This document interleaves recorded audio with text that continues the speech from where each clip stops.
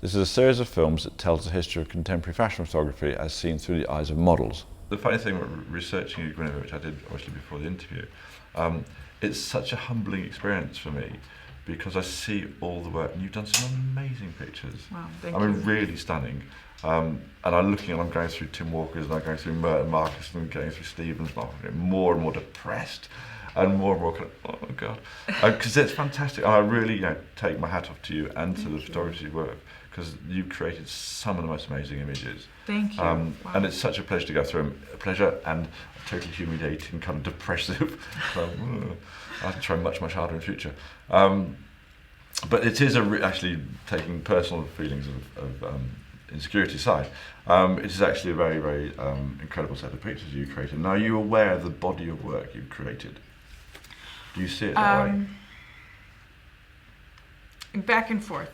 Right. Sometimes I am, and sometimes I think most of the time I think I just got lucky. Right. I'm sure that's how we feel as photographers feel as well. But yeah. But explain a little bit more. When you say you feel you just got lucky, what do you mean? Well, like to Jill Sander, I'm like, people are like, this amazing thing you did, and I'm like, yeah, I was just in the right place at the right time, and they all did magic, and I got to be the lucky one that they did it on, and so the same, when you work with incredible people, and they give you just the hair, the makeup, the outfit, it's effortless. Right. It's all given to you, so it's really easy. Yeah. It's the other jobs where it's really work, where you're like, what's the hair, what's the makeup, But so. And I'm like you, sometimes when I look through other people's work, I get really insecure because, I look at McNamee and she blows my mind. Really? So I was going to ask you, do you have model idols? Or did you have, do you have? I guess yes. She always impresses me with her work. Yeah. She's like a performance artist and her personality and everything. Obviously, Kate, I've never gotten tired of her face. Yeah. It's just incredible. And then Kristen Owen, and I'm probably going to forget some because there are some that I really, really... And anybody new? Anybody you're looking at anybody now and thinking, they're kind of... Because there are some really interesting girls around. Yeah. Well, I've gotten to work with Anna Cleveland a bit lately, and she's really this incredible melding of like a young... woman, vibrant, energetic, up with the Instagram and all that stuff, but she's got that education from her mother of being this like couture, real old school model. Right. She has the talent, the ability, the education of it, and so. So Pat Cleveland's of it. Yeah. Right. Yeah. Sorry. I kind of vaguely knew, but not really sure.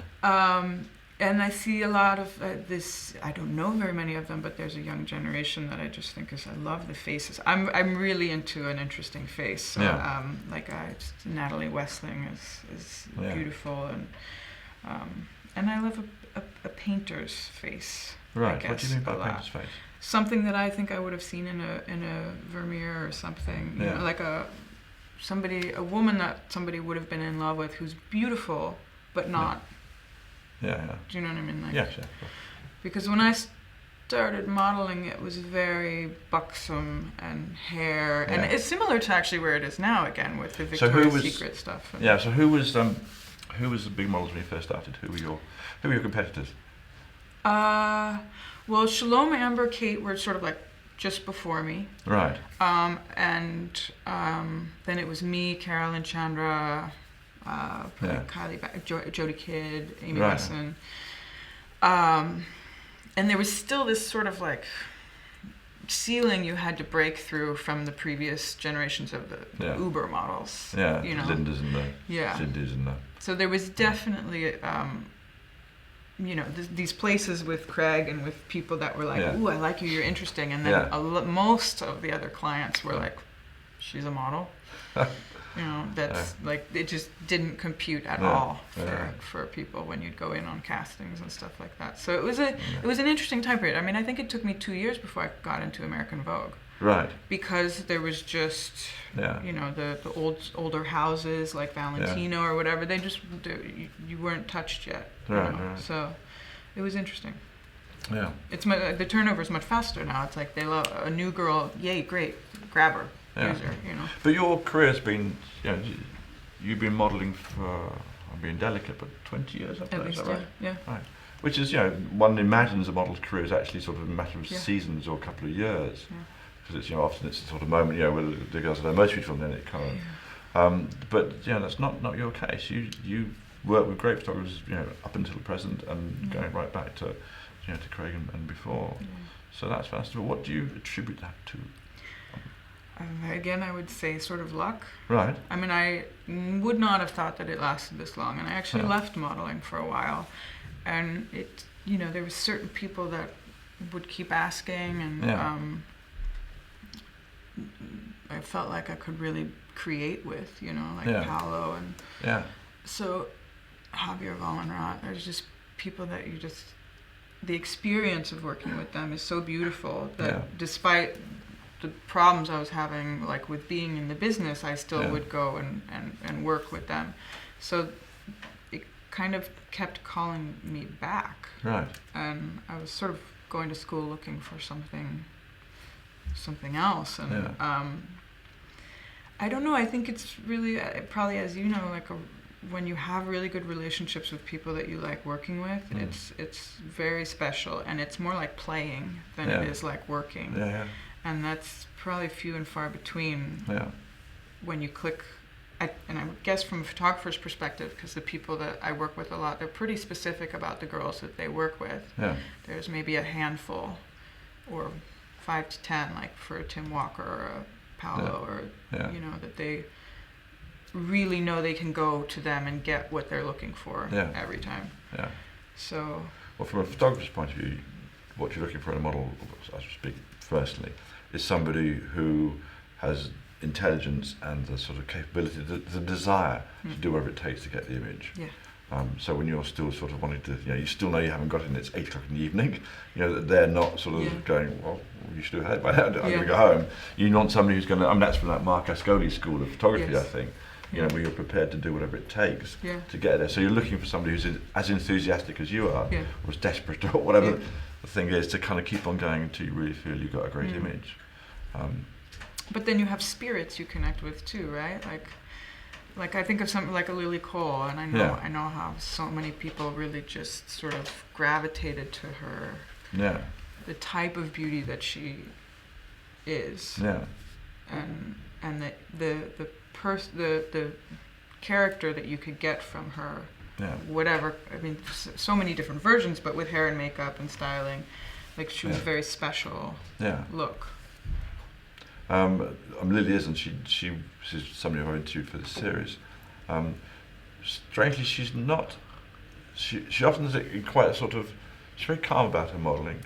I think she's sort of stopped now. Yeah, I think she's had a child, acting, hasn't she? Right? Yeah, I think she's had a child. It's awful. She had a child, and she's and you're right, she's acting.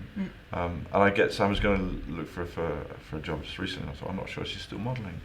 But certainly when we spoke about things, she was very sort of, we did that. It was kind of, so you don't sense that there was quite the same sort of engagement in the way that you're talking about. Yeah. I think Lily had to find herself as well. Yeah. I guess it's the same for everybody. Yeah. You use, I'm putting words in your mouth here, but I'm imagining that you use the photographers to find out who you are a bit. So you find your own parameters through working. I guess I didn't realize that I do, but as you say that, I realize that it's actually hard for me to work with some people, because some people you feel beautiful, a lot of different aspects of you. They might like your sophisticated side, they might like your strange side, they might like your sexy side, but they see that in you. And then there's other people being in front of their lens,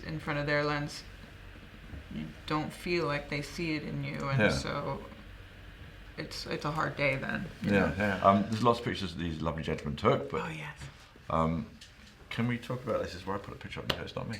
Can we talk a little bit about this, please? Yes. What do you want to say about this? No, can you tell me a little bit about this session and these young photographers? A ghost story, and we shot in an abandoned house here in England, London. Can't remember where. I love working with them. They're adventurers. You never know what you're going to get. Right. Like, because the camera is being handed back and forth, the idea is Right. continuously shifting. It can start in one place and you might wind up on the floor with being shot from there. And Yeah. the first story that we did was meant to be like a 4-page story, and it turned into an 18-page story. Right. And the editor didn't even have clothes for it, Alex Yeah. White. So you really, it's one of those things where you're like, you could, because we were sitting all up in the attic, huddled in front of a space heater on a mattress, because it really was an abandoned house. Glamorous days. Yeah, and so, you know, you're sitting there for hours, you're going, oh, I'm not getting shot, I may not have any images, like, Yeah. I may not be in the story at all, because it happens. And then you'll wind up with lots of pictures that you weren't even aware were being shot. So it's like a really different process. Yeah. Yeah. We should say this is Mert Marcus. Yes, sorry. Yeah. And was the young lady there? Yes. Yeah, she was actually there. Yes. I think that was Marcus's sister's daughter. Oh, really? Yeah, she was adorable. Yeah, she's great. So what are you hearing at that point? Oh, I'm a passed out drunken housewife. So you've been given a role? Yes, which I love. You know, just a bit of a wino who's, yeah. And do you get into... Easy. So do Mert and Marcus give you a character to assume? Do they give you a kind of role to play? I think because not in so much that they explain exactly who you are, but in that they obviously are very into images and cinema and characters and women and strong women. Yeah. So once you get the storyline, it all makes a lot of sense. And this was, you know, yes, okay, it's a haunted house. You know, she's had too much wine. She's an unhappy woman. She just passes out on her couch and falls asleep at night. You know, like that's where she goes. So they have set you a kind of character to play. Yeah. And in your head, are you being that character? You're acting. I like that part. That makes the job fun for me. Yeah. And how long were you on that couch doing that? Is it a kind of 5 minutes, half an hour? Quite quickly. 3 hours? We experimented with a couple different outfits and actually some other couches. But then once it was there, the shot was probably 15 minutes. You know? I mean, after the lighting and trying on a couple different things. And just tell us, because obviously there's 2 photographers. Yeah. And how does that work? Well, it's different with every team that I work with, because they are much more, like I said, like sort of all over the place. So the first time I shot with them for W I was a lot on the ground in bodysuits and sort of a very platinum wig and you know, it'd be like, give me the camera over here. No, let me have it. And so it's being passed back and forth from up and down and underneath, and so you really don't know what the image is going to be, and they really work like together. But not 2 separate cameras. I know some people use 2 separate cameras, or they take their turn and then another person takes their turn. They are just... Because a photography duo is a slightly newish thing. I mean, you know, Ines and Vinud, you have Mert Marcus, Sophia Amaro. And there's a lot now. Yeah, and it seems to be more of a way, since people like Ines and Vinud and Mert Marcus, it seems to be much more of an accepted way of working. Yeah. And is there so when you're working with Mert Marcus, who does most of the retouching? I believe it's Mert, but I'm sort of offset by then, because they go to the computer and they... So do they retouch whilst they're photographing you, or do they retouch us? Okay. I think in the beginning it was more of an after process, and now they've become so adept at it that they're just, you know, they just play around.